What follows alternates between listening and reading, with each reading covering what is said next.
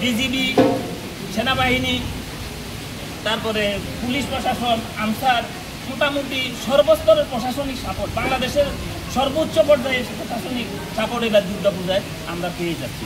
তো এ পর্যন্ত আমাদের এলাকায় 5টি পূজা, এই উপজেলায় 5টি মণ্ডপ আছে। আমরা শান্তিপূর্ণভাবে পূজা উদযাপন করছি।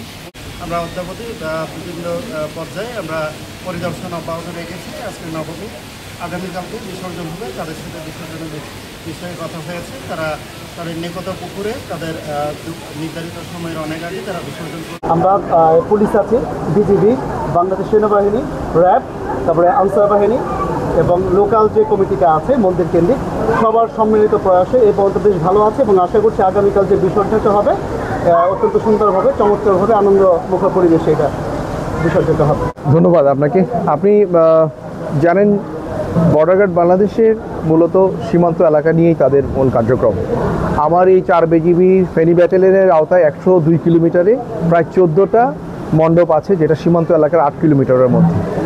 এই 14টা মণ্ডপের জন্য কার্যকরীভাবে বিজিবি মোতায়েন আছে, পাশাপাশি পুলিশ আছে, আনসার আছে এবং অন্যান্য গোয়েন্দা সংস্থা আছে। এবং আপনি ইতিমধ্যে জানেন যে আমরা এই পূজার শুরু থেকেই আমাদের রেকগনাইজেন্স এবং অন্যান্য যে সমস্ত তথ্য সংগ্রহ সেটা চলমান ছিল।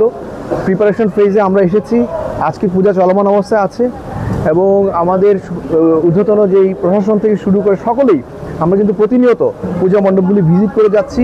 আমাদের মিডিয়া মনিটরিং সেল আছে, র্যাব, পুলিশ সবাই কিন্তু এগুলি মনিটরিং করছে এবং যার কারণে আপনি দেখবেন যে অন্যান্য ডিস্ট্রিক্টের কিছু কিছু ঘটনা আছে, কিন্তু ফেনীতে এখন পর্যন্ত এ ধরনের কোনো ঘটনা নাই এবং আগামীকালকে বিসর্জন হবে এবং সেটাও শান্তিপূর্ণভাবে হবে বলে আমি বিশ্বাস করি এবং আমাদের সেই প্রচেষ্টা অব্যাহত আছে।